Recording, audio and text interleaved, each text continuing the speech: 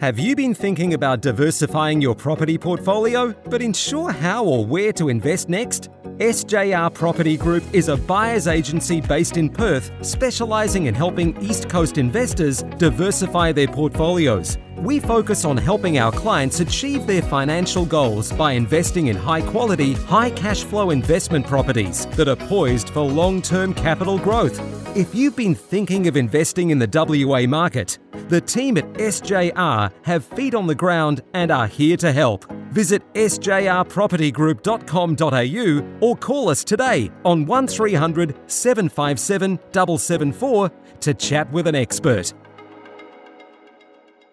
This is a Momentum Media production.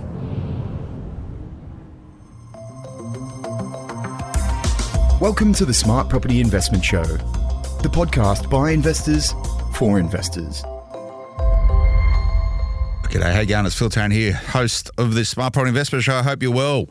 You're tuning into this on the Property Investment Podcast Network or on YouTube or wherever else these videos showing. G'day, how you going? Thanks for tuning in today as we navigate property and property investment in what is a complicated marketplace, but irrespective of what's going on with mortgage rates, property investment, if you're set up the right way, is still a great strategy for creating wealth. And for a lot of us, it's all about retirement. For a lot of us, it's just doing what they do really, really well. They like the game of property investment. They want to win at it. It depends, horses for courses and all that sort of stuff. But what I find inherently with all property investors in Australia is there's something which gets them into property investment, and their backstory is always intriguing. I like to interrogate it because some people just stumble into property investment. Others spend years getting ready to invest in property and never actually do, but finally do eventually. And for other people, culturally, it's something that they don't normally do. The communities don't normally do it. So everyone's got a really unique backstory. I like bringing property investors into the studio to have a yarn about their journey in property. One of them is joining me in the studio today. You can see him on the video, Rishi Bajaj. Did I get that right, Rishi? Yeah, right. Bajaj. That's correct, Phil. Where are you from, mate? So originally I was born in India. Okay. And then I grew up and started my career and my college in New Zealand. Okay. Pretty much, yeah. And then now you're in Australia? Pretty much, yeah. From my job, I got the opportunity to come over here. Yeah, cool. And when did you arrive in Australia? 2015. Okay. You still got a Kiwi New Zealand passport, or you got an Australian passport now? To be honest, I'm still keeping my Kiwi passport. You're keeping your cards? Oh, God. Yeah, well, it's all the same really anyway now. You know, it's a migration. It doesn't matter, right? You can just jump between them. You don't need visas or anything, right? That's a good thing about it. Come and work in Australia with a Kiwi passport. I think you're still the biggest migrants in Australia as well. Kiwis. Yeah, I guess this is kind of some bilateral thing they have between Australia and New Zealand. Yeah. You can, from here, Australians can go and work over there and say some special category visa we have. Do you miss New Zealand? Yeah, I do. Sort of? Yeah? Kind of. You still got family there? Yeah, got family, got friends. In fact, in Easter holidays, we went over there. Just couldn't get much time to meet everyone. Yeah. But I loved it. Yeah, it's cool. And in Auckland, right? Is that home where you get around and travel a bit through New Zealand as well? No, I spent more of time in Auckland. In Auckland? Yeah. Yeah, and if you haven't been, I was in Auckland earlier this year. Went to a little island for a work thing off Auckland called, not Waitangi. That's the treaty word. What's that island where all the wineries are off Auckland? You know what I'm talking about? It's really I quite know fun. what you're talking about. Anyway, doesn't matter. I liked it though. It was good. So it's got its own little microclimate out there. That's the reason why it's good for grapes and stuff. It's good fun sort of travelling all through wineries. I'll remember what that name of that thing is. So sorry though, that's people live there. That's called as Waiheke Island. Waiheke Island. That's what I was like. What do they call it? Waitangi. It's Treaty Waitangi. No. Waiheke Island. But here in Australia, so you're a property investor. You've got properties in New Zealand and also in Australia, correct? Yep, that's correct. All right. So I want to sort of learn a little bit about them today and this sort of backstory of how you've got properties in both areas. And I know if you bought in Auckland at the right time, you've probably done pretty well. Difference is now is that the government views property investors differently from a tax point of view than probably what they did when you first invested there. And that is you can't claim, from what I understand, interest repayments on your tax anymore in New Zealand, which is a bit of a hassle. I think that's correct. A lot of changes been happening since I started my investment journey back in 2007. Yeah. So you started during the GFC? That's correct. Okay. That's counter-cyclical for a lot of people. What were you doing at the time? What sort of work? From what I understand today, you've chosen that to make your wealth creation hobby into your profession. and you see this a lot in property investment where property investors go, I want to do that for a living and become a buyer's agent. So what I understand, you're a buyer's agent. Today you're working with the team over at InvestorKit. We'll chat about that a little bit at the back end, but I want to understand you as a property investor, how you got started, why you got started, and what you're doing today. So you started in 2007. You bought in somewhere in New Zealand, I imagine? Yeah, that's correct. Whereabouts? Tell us about the property. Right. That's in Auckland. Maybe I'll just take a step more further behind that, or back, I would say. So that's when I started my career in New Zealand. Started my first job as an analyst, and I was quite happy. Yeah, I got my first job, Is that after university, was it? That's correct. Where did you study? So I studied I did my MBA from University of Auckland. Okay. Yeah. Yeah, cool. And after that, even before that, I just started during uni, obviously doing some odd jobs.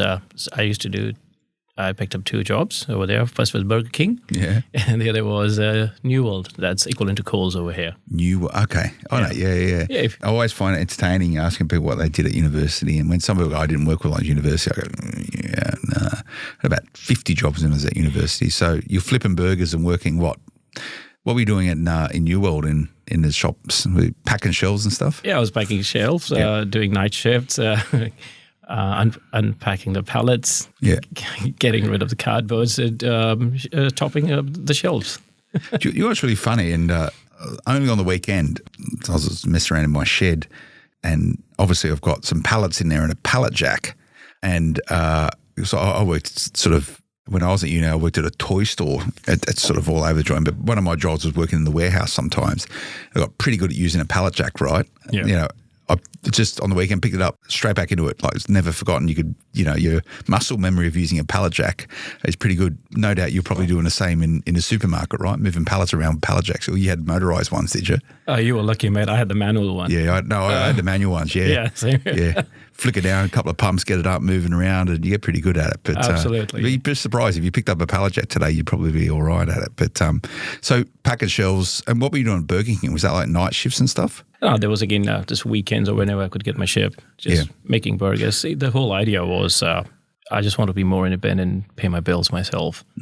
Yeah, Were you living at home while you're at university? Or were you no, just with friends. Yeah, okay, just like a share house somewhere. And, exactly. Yeah, 2 jobs, going to university. So you finished, so you did an undergraduate degree and then straight to an MBA, or how did that work? That's correct. So I did my post-graduation, took a break, then back to University of Auckland, finished my MBA. What was the purpose of the MBA? Just to get a nice corporate job somewhere? I would say one thing I do remember when I joined MBA, my dean said that I do not promise you a job. I do not promise you will pass or not. I do not promise you anything, but I'll promise you one thing. The day you walk out of this university, I'll change your perspective.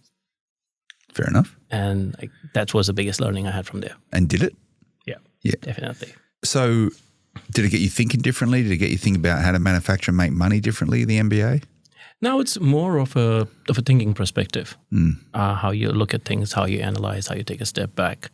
And doing MBA, you kind of, when you look at a situation, you look from both angles. You even look from a good aspect and from a bad aspect, how you analyze situations. So MBA, graduation, still working at Burger King at that point in time? No, that's when I started my first job as an analyst. And I was thrilled and I was very happy. So analysts, what sort of analysts? What were you analysing? Credit cards. Okay. So I was how to make more money off consumers so they only pay the minimum repayments every month? Exactly. Yeah. I was more of a credit analyst for one of the leading electricity company. Okay. Back in New Zealand. So whether or not you're going to give people electricity accounts and they'll pay the bills. Exactly. Yeah. Okay. You enjoy it? It was nice because that's where we learn about how the credit works, how risk works, how we analyze the risk, what's commercial hedging, how do we hedge electricity. It was more of a learning stage and understanding from that perspective, yeah. And how long did you do that job for? So I was there for a couple of years, and that's when soon I realized that this will not fulfill my dream. As I always thought of what's the next thing, how can I go I didn't even think of investing at that time. My whole idea was, yes, I'm enjoying it, but I'm missing something. This is something that is not giving me that thrill Were you saving money while you were doing it though?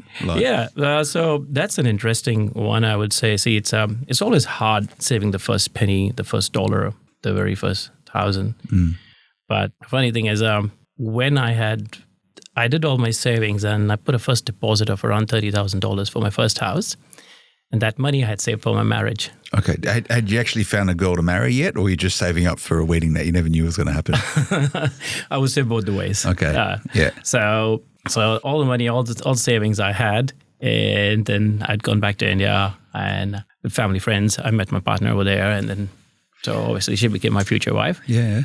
We had that courtship period, and then when I came back, preparing all to get married, and then I said, all right, I called my dad and I said, hey, Dad, I don't have any money. I've put all my deposit towards my house. What did he say? Well, he supported me. He was not pretty happy with my decision, but he pretty much supported me. So did you delay your wedding as a result of it, or someone else paid for it? No, we didn't delay. See, back home in family, that's the best thing. They always support you, and he always supported my decision. How does it work with Indian marriages? Who pays? Is the guy supposed to pay, or the guy's family supposed to pay, or the girl's family supposed to pay, or it depends? Are we still on the right topic about property investment? It's intriguing. I think it's more of nowadays how it works. It's they both pitch and half together. It's not like it's fully on the boy's side or or the group. So it's like it's a shared expense. So the point is that you spent money you want to contribute to a property, which I imagine was a smart investment today, but maybe at the point in time, some people questioned it. Pretty much. Well, the first question my dad said, well, okay, so how are you going to marry now? And I said, Dad, you're going to help me. Well, if all the money's tied up in property, it's hard to get it out. So what did you buy? So how much did you have? How much money? So I put a saving of $30,000 that I put towards my first house. It was a 2-bedroom house that I bought, the first one. Okay, in Auckland? In Auckland. Which area of Auckland was it? Pakuranga. Okay. And today you still have that property? No, so that's part of my learning. I bought this. It was on pretty much just closer to the highway on the main road. And then there was some Eastern Road expansion happening, giving more bus routes over there. And that property was taken by the council. Oh, okay. So it was forcibly sort of sold. Yeah. Yeah. They give you a good price for it? Yeah, they gave me a decent price. So, I mean, how do I come on that? It was exciting that, yes, I bought something, you can't even imagine how a deposit of $20,000 to $40,000 can turn into hundreds of thousands of dollars that you're getting back. But then I also learned from the due diligence that I should have done a proper due diligence over there so that I would have kept that property and let it grow more. So if you looked, you would have found out before you bought it that there was going to be a new road going through there and there'll be a reclaiming of it. But the real estate agent didn't disclose that. Rather than that, see, when you're buying properties on the main road or they are closer to the highways or the exits, I think this is where it's a catchy point that, okay, you can't know what council is doing maybe in the next 10 years, 15 years, 20 years, but you do have a hinge about it. So that was a due diligence that I learned over there. And when I bought my next property, I kept that in mind and I did not buy it on the main road. Okay. See, some people look to buy on main roads thinking that, I know people have done well out of this, that it gets rezoned at a point in time and it goes from being, one zoning with a house to a zoning where you can put apartment blocks on it. Like a lot of people can really get lucky with that. But the flip side is it, they go, no, we need your house. We're buying all the houses along here. At least they go for a good price. How long did you own the property before the council or before it was forcibly sold? How many years? So I began my journey in 2007. That's when I bought my first property. And then 2010, there was another property just next door behind it. And I think in 2011, I had to give it back. Okay. 2012, yeah. But you made a few bucks on the way through. Exactly, yeah. That's cool. So the second property, somewhere a little bit, you still have the second property that you purchased? Where was that? So the second property was in the same living area, in the same suburb. Really liked it. And then I bought over there in again, the area called Pakuranga. Okay. In itself, yeah. A house? Yes. How much did you pay? It was back in the days, $420. Okay. And you still own this property today? I still own this property. And what sort of valuation do you think it would be today? Today is approximately more than $1 million. Okay, yeah. cool. Back in 2021, I remember, did a valuation, it came to 1.2. Okay. 2021. Yeah. But now markets come back a bit. Yes. Yeah. And have you recycled the debt? Have you used the equity in that property or have you refinanced at any point in time? Yes. So then coming back in 2015, used equity and bought another property. In New Zealand? In New Zealand itself. In Auckland, same suburb? No. Another suburb that's next to the beach called as Howick. Where? Howick. Howick. Yeah. Okay, don't know. It's kind of, they call it as the early settlers. So when people started migrating and started coming to New Zealand, to Auckland, that's kind of where they started. Okay. Yeah. And you still have that property? Yeah, I still have that property. How much you pay?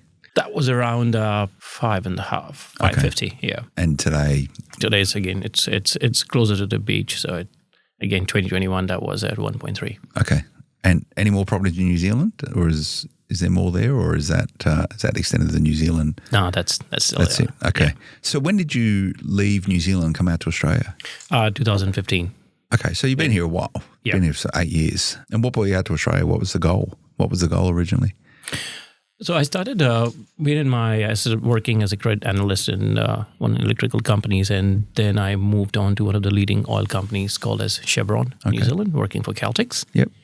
And as business grew over there were some organizational changes, and then I was offered to join Caltex Australia. So they went, there's a job for you in Australia. Yeah. Okay. Well, let's have a chat about that. It's a big move, but we'll go to a quick break. Stay with us, everyone. Back in a moment.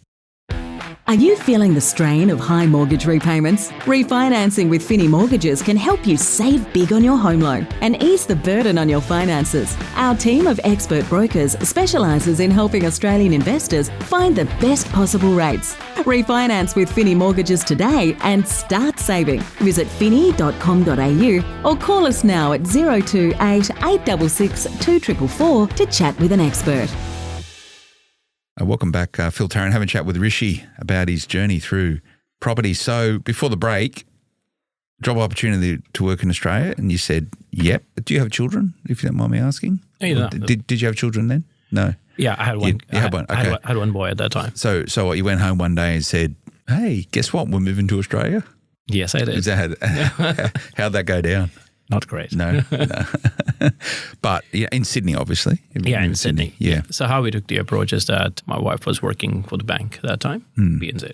Okay. And she was also doing pretty good. So the idea was that I will come over here, I'll pick up the job, spend a couple of months. She traveled in between, came here, spent a couple of days a week, went back, so that she could also feel, she really, is this home? Can we have our future here? Yeah. That was the whole idea, rather than, just packing our bags and moving away. Yeah. And that obviously worked out fine. Yes. Yeah. So finally, I would say in 2016, by March and April, she also came over here. And was she able to move with her job? Bank New Zealand is part of Westpac, is it? Bank of New Zealand? No, that's NAB. NAB, sorry. Yeah. So did she port her job over here as well, or? No, she had to leave that job because there was kind of a secondment for a couple of months, but then she started her own job, own career over here. Oh, okay. Yeah. That's cool. So I imagine you rented when you first come to Australia before you purchased? Yeah. So how did you sort of slot straight into the job? Did you enjoy the work? Yeah, it was nice. Yeah.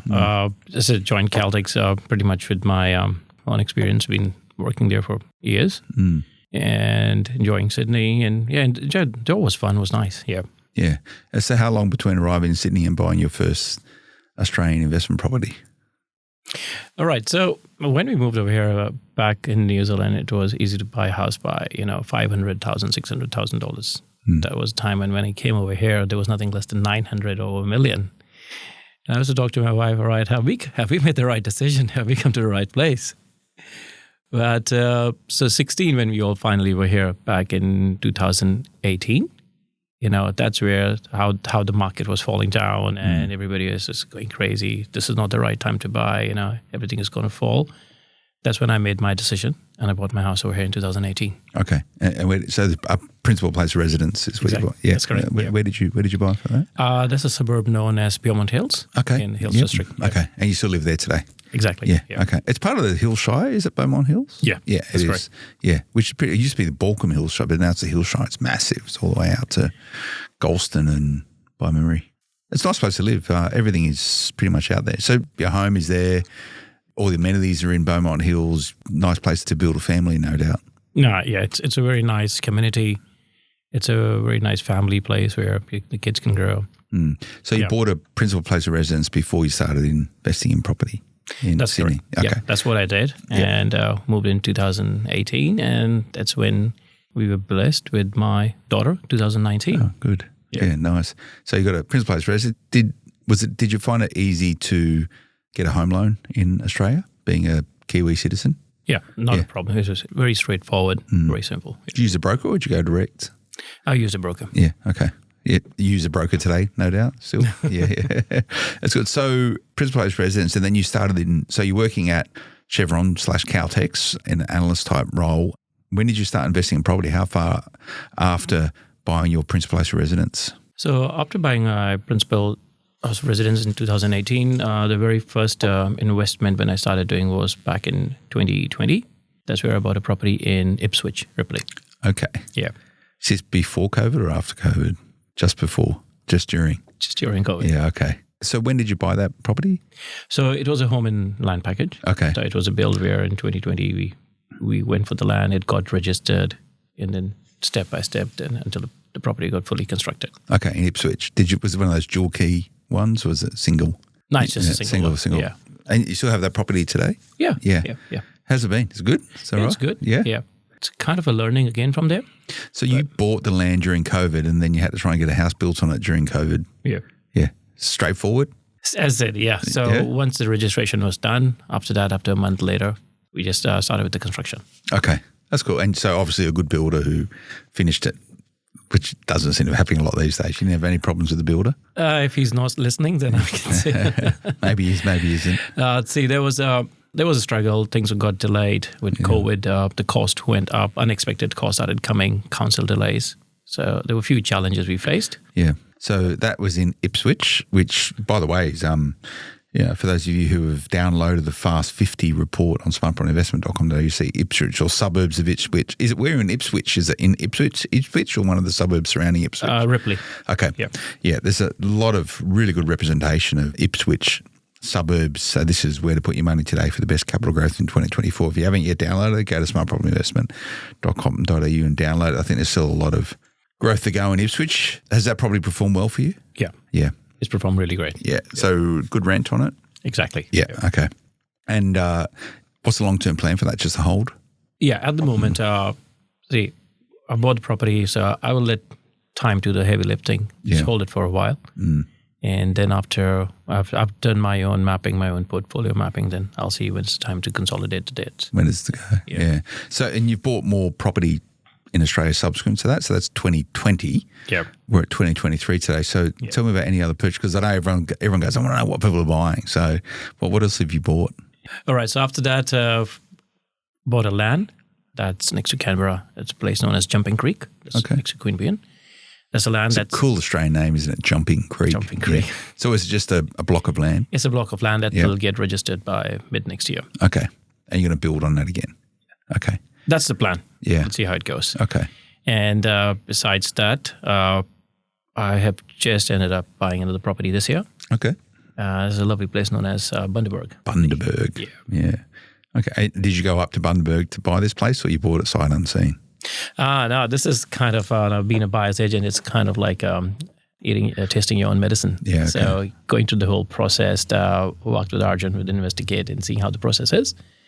And we ended up buying this process. We used all the regional support, all the property managers over there, and used the whole process to end up. It was a good property. I ended up buying it for $600,000 with a good rent of $625. Okay. Yeah. So in Australia, Principal Place resident, Beaumont Hills, bought in Ipswich, bought a block, built on it. You've got another block getting registered, ready to get built, and you've bought another property in Bundaberg, established property in Bundaberg. So is that it for Australia, or is there any more properties there that you haven't told us about? For now, it's just as much. That's it. So give me a sense of your total sort of portfolio size now, like Australia and New Zealand. I would say approximately we've got 8 properties. Yep. Okay. Yeah. And sort of what sort of debt level or what sort of equity level do you think you're at with it? It's a good question, but if I, just on a rough estimate, I would say I'm sitting at approximately $8 to $9 million. Okay, total value. Yeah, total value $9 million. Okay, all right, that's cool. Even more than that. Yeah, and there's more to come, obviously. See, that's the plan. Yeah, I said it's to acquire, and then the thing about debt is that in the beginning, debt is your best friend. So You acquire, and you sit. And then when time comes, you consolidate. Yeah. So by the end of the journey, debt becomes your worst enemy. And if you keep on buying, that's what I tell to my friends and my clients is that, yes, you have to buy, but you just don't keep on buying. If not, you'll just end up with this big mountain of debt. That's where at one point you stop, you analyze, you consolidate, what do I want to do next? And then you move ahead. Yeah. That's a good point. And eventually you don't want any debt, right? But it's such an enabler when you're sort of early on buying property, consolidating property and moving forward. And you've obviously made property your profession now. We'll have a chat about that. We'll just go to a quick break. Rishi, back in a moment. Are you on the lookout for your next investment property? Smart Property Investment and Pure Property Investment have done the research for you on where the hottest up-and-coming suburbs for 2024 are and where you should invest for the best return. The report is completely free to download. Visit smartpropertyinvestment.com.au. Don't make any moves until you've read the report. Take your next step with all the facts, backed by research and industry experts. Welcome back. Phil Tarrant for Smart Property Investor. I had a chat with Rishi, property investor, too, across New Zealand and Australia. A lot more to come. But sort of you mentioned that you've bought another block down in Jumping Creek, which is down Queanbeyan Way, which is Canberra, but inside of New South Wales, I would imagine. So lessons learned from some buying a block of land and developing it in Ipswich that you're going to try and avoid in Jumping Creek. Are you worried about sort of spiralling building costs? It's going to be, are the numbers still going to stack up to do the work? Yeah, that's correct. So some of the lessons learned over there is kind of some things with the council approvals and getting some rates locked and more of the building project. So those are a few things that we have to think in advance and make sure that all the things are lined up. Yeah. See, it'll be a decision next year. If I feel like I'm confident, I'll go and construct on it, or I might just sell it. It'll just sit as time comes by. Yeah. And what sort of assets do you think you'll buy moving forward? What's the goal? Established properties to build, etc.? I would still tend to more established properties. That's where my hinge is. That's what I would want to do. Yeah. And like to diversify my portfolio. Try looking into commercial properties also. Okay. Which is what most property investors get to at some point in time when you go chasing better cash flow and yields. You can often find it in commercial property. But yeah, that said, market's a lot tougher now and interest rates are a lot higher. So you decided to become a buyer's agent rather than working for a petroleum company. Tell me about that decision. So I would say how this thing happened is that when the second phase of my life came and I was hit by COVID, and I'm sure no soul in Australia was not hit by COVID. Okay, I didn't have a job for almost a year. Okay. So going back to my days of Burger King and Coles, and I used to get up at 5:30, just make sure I just made sure that I would pick up jobs, do things, learn about the market, keep on doing reading, just keep that synergy moving on. Just not it's COVID, I've lost my job, what do I do? No, keep on moving, because you never know when an opportunity is just the next door. And that's when I realized that that's the cycle of life. It's always up and down. So how do you have that financial net, that security, financial freedom or security? How do you have a passive income? That's the difference between, yes, you could be rich, but are you wealthy? So you have to create or generate that wealth that goes for generations.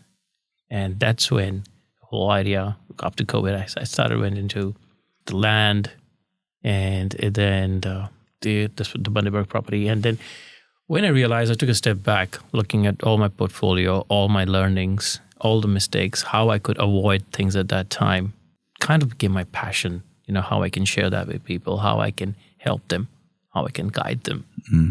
And I can share my knowledge with them as a buyer's agent, help them in doing portfolio mapping. That's where I decided to, I approached Investigate, started working with Arjun, Investigate, and we just won, I think, the buyer's agency of the year. Yep, so, you did. And I had a chat with Arjun. You go and tune into it on the Property Investment Podcast Network, Smart Property Investment Show.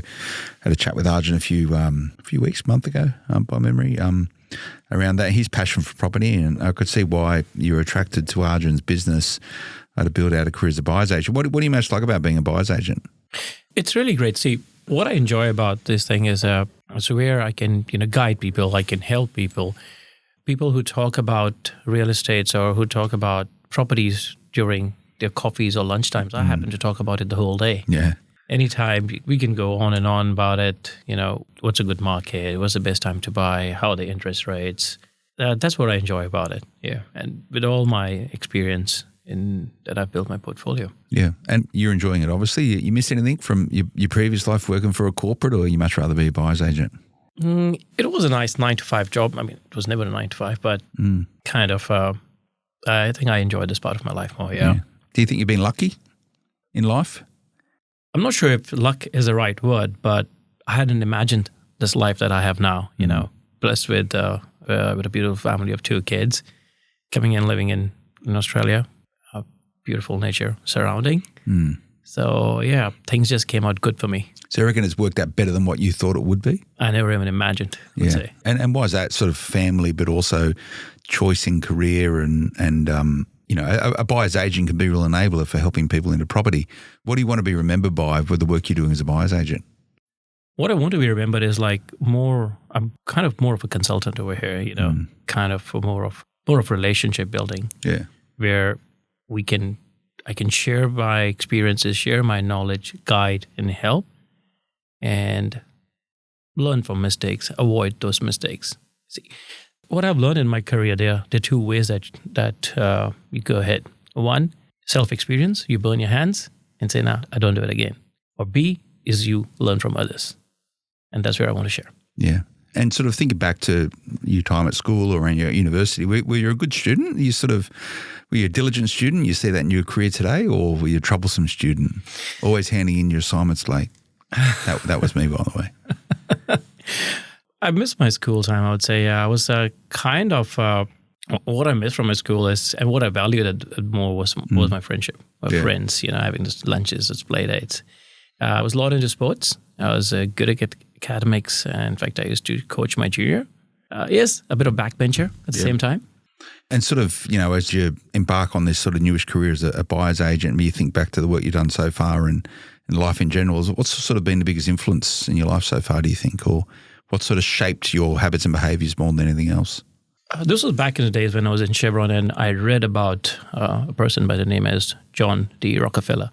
He was the founder of Standard Oil Company that later on broke into Exxon, Mobil, and Chevron. And what I read about him, he had 2 dreams in his life. The first was to live till the age of 100, and the second was to earn more than $100 million. Well, he died in 1937 at the age of 98, but he has a legacy today. Yeah, still one of the richest families in the world, the Rockefellers. The Rockefeller Foundation, school, So what I learned is that there are some things that you can't control over, but when you dream or when you have a passion for something, at times it even goes beyond your imagination that you never thought of. You strike me as someone being quite reflective. You sort of look for lessons and try and grow from them. Is that a fair call? I would say, yeah. Yeah. Yeah. That's just the way you're wired. It's okay. It's okay. Is it what's the sort of future look like for you? You're going to work forever, or you're going to work while you want to work? What's the vision? See, the vision is with me being full-time as a buyer's agent, I'll just continue working with my investments, and that's the whole plan, be more of an independent person. And if you had all the time and money in the world, what would you be doing if you weren't being a buyer's agent? That's a great thing. I love nature. That's the best thing, I would say. If I had all the time and money in the world, I would just hire a yacht, spend the time by the beach as much as I can. Travel. I love to explore cities, new places. In fact, whenever we travel, and my wife says, why can't you just sit, relax, and enjoy? And I'm here exploring every street, every place in that city. I remember once I went to Singapore for one night, and the next day was my flight, and the whole night I was just strolling around in Singapore, seeing the whole city. Have a look around. Exactly. Yeah. It's like the different kind of people you meet, food. I'm kind of interested in history, what's the demographic of the cities, what's the build, what's the structure, how is it, why is this city shaped like this, and how is it different from a different city? Yeah. Do you get back to India very often? You must still have a lot of family there. Yeah. Yeah. Is that just a regular, it's like, go back, see the family, come back? Is that pretty much how it works? Yeah, kind of do that. Yeah. I think thanks to COVID, we couldn't go there for 3 years. Yeah, God, yeah. Yeah. Have you been back since? Yeah. Since COVID lifted? Yeah. Where's your family from in India? Whereabouts are they located? They're based from New Delhi. Okay. Yeah. All right. Well, everyone knows New Delhi. It's a small city, tiny city, New Delhi. Nothing really is not like that. But, so are you going to buy property again? When's the next property purchase, do you think?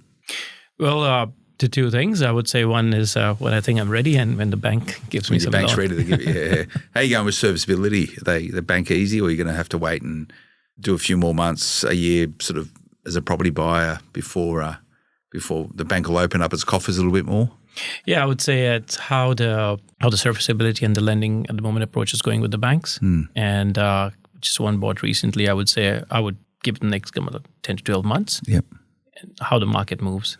And that's okay. You know, property, one of the secrets of property is time, right? You know, if you're not doing anything, if you bought properly, you know, you probably still should, your property should still be performing for you. And that's one of the benefits from it. So it's okay to do nothing for a while. I've done it. I've gone periods of sort of 2-3 years without doing anything in property, just sort of sitting on what I've got. And you know what? It's been okay. You know, we're going through a process now of selling down some properties, which I'll do an update on smartpropertyinvestment.com.au shortly around, where, you know, we bought them for $212,000 and we'll probably sell them for $800,000, you know, 11 years later. So you can't complain. That's time, sort of doing the right thing, buying the right place, right time, and having the right strategy, and then you can realise the benefits from that moving forward. But Rishi, mate, I've really enjoyed the chat.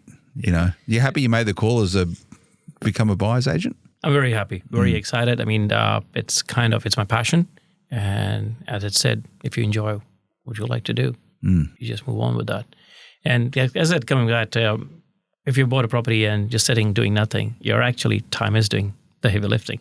Time is doing the heavy lifting. You still got all your assets in New Zealand, right? That's correct. How do you go with tax out there? You got to do tax returns on those properties, and that'd be hard negative gear if you're not making any income out there. No, that's right. So when you come to Australia, you just declare it here. Yeah. So that's part of my returns over here. Part of your returns, you don't end up paying double tax. Exactly. Yeah, which is what you don't want. Well, we'll have to get Rishi back and have a chat when he's sort of on this pathway as a buyer's agent with the team over Investor Kit, and a good outfit over there. We'll get him back in, have a bit of a yarn with him, see what's going on, and get an insight into some of the stuff that his clients are working through right now. Thanks for your time today, Rishi. Really enjoyed it, mate. Good, man. Thanks, Phil. Nice one. And if you want to contact Rishi, I'm sure you could track him down. Just go to InvestorKit, Google it, and you'll be able to get a hold of him. If you've got any further questions around his journey as a property investor, I'm sure we'll be happy to have a chat with you. Thanks for tuning in, everyone. Remember to check out smartpropertyinvestment.com.au, social media, Smart Property HQ, if that's how you like to get your info. We'll see you again next time. Until then, bye-bye. The information featured in this podcast is general in nature and does not take into consideration your financial situation or individual needs and should not be relied upon. Before making any investment, insurance, tax, property or financial planning decision, you should consult a licensed professional who can advise whether your decision is appropriate for you. Guests appearing on this podcast may have a commercial relationship with the companies mentioned.